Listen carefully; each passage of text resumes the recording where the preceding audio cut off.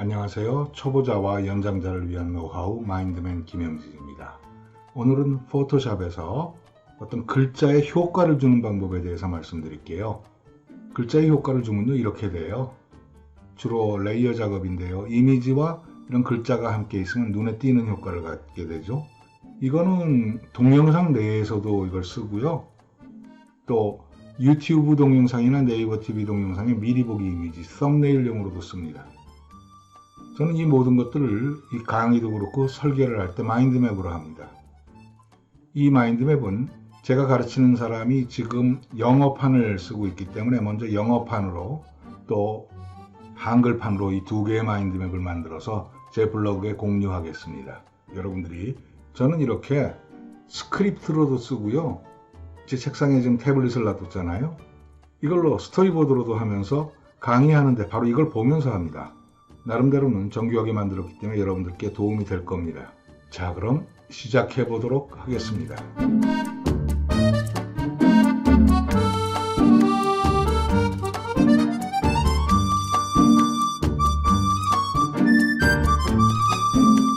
포토샵은 근본적으로 이미지 작업입니다. 여기에서 이쪽에 있는 패널, 툴이 있는 것 중에 이렇게 제일 위에 화살표 두 개 있는 걸 클릭을 하면 이렇게 두 칸으로 되고, 이걸 다시 클릭을 하면 한 칸으로 됩니다. 여기서 보면 T자가 있어요. 타입 툴입니다. 이건 수평으로 글자를 치게 하고요. 약간 길게 누르면 그 아래로 이런 다른 메뉴가 나타나죠. 수직으로 세로로 맞출 수 있게끔 나오고. 자, 여기서 수평 타입 툴로 글자를 한번 입력해 보죠.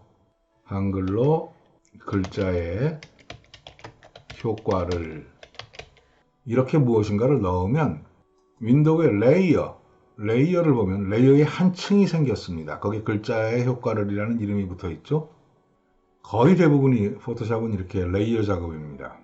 글자가 너무 작으니까 글자를 좀 키워보죠. 이거 자체에 선택을 해서 글자를 이렇게 키울 수도 있습니다. 또 그렇지만 두 번째 방법은 제일 위에가 Move 툴이거든요. 이동 툴. 이렇게 해놓고 Edit에 들어가 보면 Free Transform, 자유 변형 툴이 있어요. 아니면 Ctrl T, 단축키죠.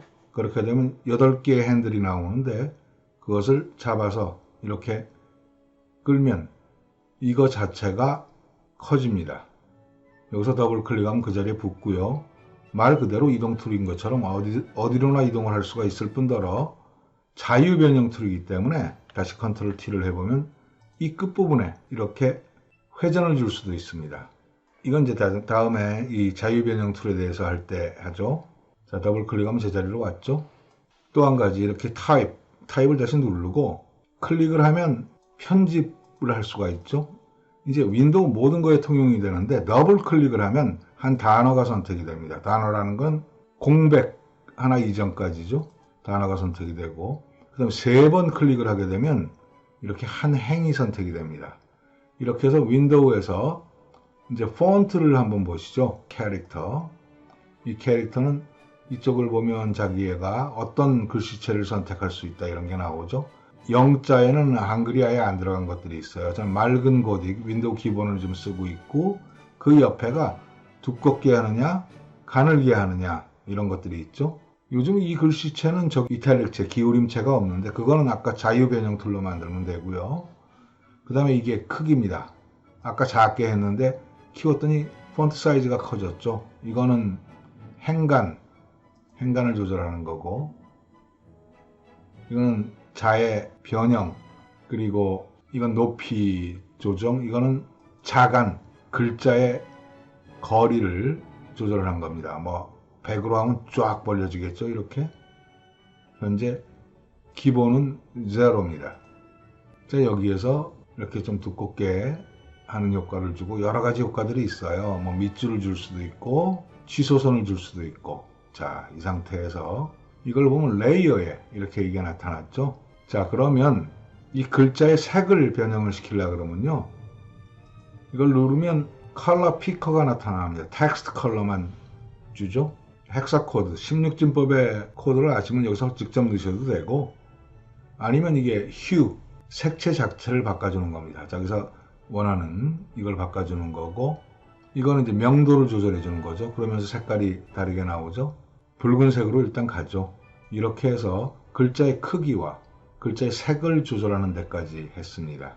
저는 여기에 기본적으로 획, 글자의 외곽선이죠. 획과 그림자 효과를 주고 싶고 나머지 효과들은 여러분들에게 그냥 샘플만 보여드릴게요. 먼저 그러니까 효과를 줘야 됩니다. 이 효과를 주기 위해서는 여러 가지 방법이 있어요. 첫 번째, 그 레이어에 마우스를 갖다 대고 오른쪽 버튼을 누르면 블렌딩 옵션이라는 게 나옵니다.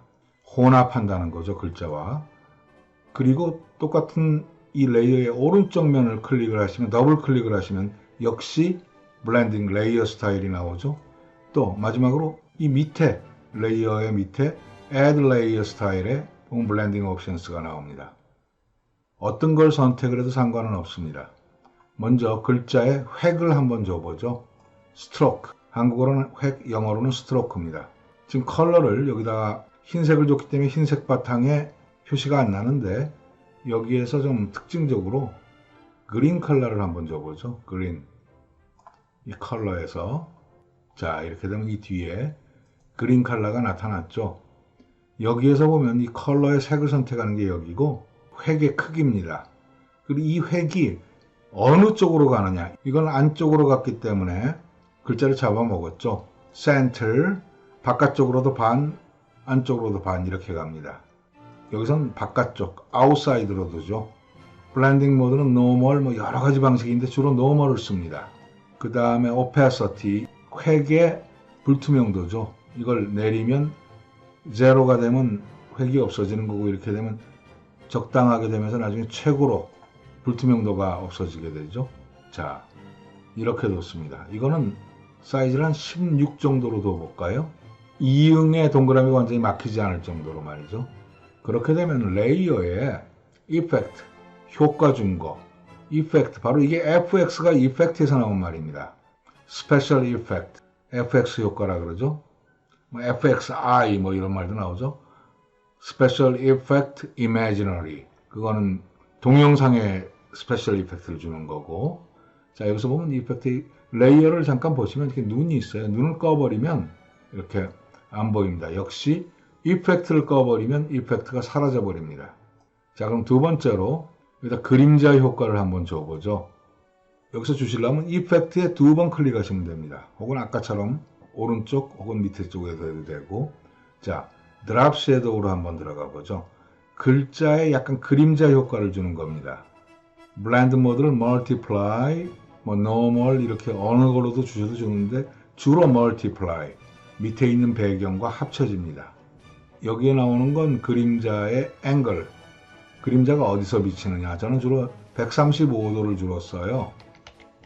왼쪽 위 45도에서 이렇게 내려오는 걸로. 여기에 지금 16픽셀의 획의 크기를 줬기 때문에 이건 이제 그림자의 거리, 이건 16픽셀이 넘어야 나타납니다. 한 20픽셀 정도로 줘보죠. 그럼 이쪽으로 나타났죠. 그 다음에 스프레드, 약간 번지게 하고, 사이즈는 1로 가면 완전히 이렇게 보시는 바와 같이, 여기 보시는 바와 같이 그냥 아주 각진 형태가 나타나죠. 약간 이걸 벌리고 이렇게, 예, 이 정도가 되니까 어느 정도로 입체 효과가 나타났죠. 오케이 하게 되면 이렇게 들어오고, 이건 개별 효과는 개별 효과를 끌 수도 있고 또 켤 수도 있습니다. 이거는 아까도 말씀드렸다시피 지금 현재 move 툴을 이동 툴인데 잡아서 이동을 하게 되면 그림자까지 함께 이동을 하게 됩니다. 자, 이번에는 다른 효과를 어디 한번 잠깐만 소개시켜 드릴게요. 첫 번째 스타일입니다. 스타일은 여러 가지 이상한 효과들을 줄 수가 있어요. 이렇게 캔슬 하고요. 자, 이펙트 두 번 눌러서 다시 들어가서 이번에는 이 글자 자체에 어떤 입체감을 줘보죠. 베벨, 약간 도드라져 나오는 효과, 베벨 앤 엠보스, 이런 식으로. 이 크기도 역시 조절할 수가 있겠죠. 끄면 그 효과가 사라집니다. 이제 이렇게 됐을 때 만약에 이 백그라운드가 어느 정도로 색깔이 있으면, 지금 흰색에서는 잘 안 나타나는데 여기에 어떤 색깔을 줘보죠. 전경색을 더블 클릭하면 이렇게 전경색이 이렇게 나오죠. 여기서 0000가 완전 흑색입니다. 여기서 AA AAAAAA를 줘보죠. 이렇게 되면 밝은 회색이 나옵니다. 여기서 백그라운드를 선택하고 난 다음에 Alt Delete를 누르면 그 색으로 이렇게 채워집니다. 여기서 바깥쪽으로 빛이 쫙 번지는 효과를 어디 한번 줘보죠. Opacity 불투명도 100%로 가고, 그럼 이제 후광 효과가 나오죠. 사이즈를 크게 하면 이렇게 후광 효과가 커지고 적게 하면 사라지죠. 그 다음에 Spread 부옇게 흩어지는 효과. 이거는 이제 검은 배경이나 뭐 이런데 효과가 있죠. 이게 테크닉은 소프트하게 할 수도 있고 프리사이즈 강하게 할 수도 있고 말이죠. 여러 가지 효과들이 있습니다. 안쪽으로 그림자 주는 효과, 안쪽으로 빛이 나오는 효과. 자, 제가 스트로크, 드랍 섀도우 이 두 가지에 대해서 말씀드렸습니다. 이런 것들을 이미지 위에 이걸 할 수가 있겠죠. 여기다 레이어 하나를 넣어놨는데요. 레이어에 눈을 키면 이렇게 브렉퍼스트 머핀인데 레이어는 이렇게 층으로 되어 있어서 이걸 끌고서 이 층 밑으로 데리고 오면 이게 이렇게 올라옵니다. 그래서 글자를 잡고서 이동을 시킬 수도 있고 또 이걸 보면서 다른 효과를 줄 수도 있겠죠. 아, 이거 스트로크가 이 색 말고 딴 색으로 가자. 뭐 이렇게 컬러를 말이죠. 여기서 FFFFF 하면 흰색이 되거든요. 완전히 배경이랑 분리되는 효과. 그러면서 그림자가 있기 때문에 약간 입체감을 주죠. 이 효과는 여기뿐만이 아니라 다른 그래픽에도 나타날 수가 있습니다. 이제 이건 아시겠죠? 글자 색깔을 노란색으로, 빨간색으로, 녹색으로 이렇게 바꾼 거. 제가 빨간색과 녹색을 지금 주로 쓰는 거는 부엌에서 어떤 음식 재료들이 붉은색 또 채소에 녹색 이게 많이 쓰이기 때문에 그렇습니다. 소피아스 키친이라는 건 이제 안 쓰기로 했어요. 서블리스 키친이라고 하는 걸로 쓰기로 했는데 여기서 Place Embedded로 로고 타입에 역시 레이어 작업입니다. 엔터 누르고 컨트롤 T 눌러서 줄이고 이건 그림입니다. 데리고 오다 보면 이렇게 가이드가 생겨요. 이렇게 되면 저 위에 거랑 맞았다라는 겁니다. 더블 클릭. 여기에서 아까 했던 효과들을 줘보죠. 여기에 이렇게 하고 스트로크를 조금만 주죠. 흰색은 좀 그렇고 노란색으로 주겠습니다. 왜냐하면 녹색과 붉은색의 인접색이거든요. 여기는 FFFF00. 이거는 지금 이 스트로크 사이즈가 굉장히 크죠. 자, 여기에서 스트로크 사이즈를 한 3 정도로 주겠습니다. 그리고 드랍 섀도우는 3보다 좀 커야 되겠죠. 이게 너무 크고 한 6, 이거는 한 3. 예, 이 정도로 좀 깨끗하게 나왔죠. 손바닥을 2번 클릭하면 전체 화면에 채워집니다. 이건 말씀드렸다시피 어디로 움직여도 상관이 없어요. 어떤 사람에게 이걸 가르치고 있는 거예요. 제가 썸네일 이미지로도 쓰고 이 이미지 자체를 그 안에서 쓰고 이 레이어라는 게 참 좋습니다. 이렇게 하나하나당 아까 프리 트랜스폼 자유 변형 툴로 하게 되면 이거 자체를 줄이거나 늘리거나 하는데 전혀 부담이 없고요. 그 다음에 글자의 효과를 같은 경우에 이렇게 하고 이 글자 자체를 변형을 시켜보죠. 이 크기를 좀 한 120 정도로 줄이고 그 다음에 본래 이름이 Breakfast Muffins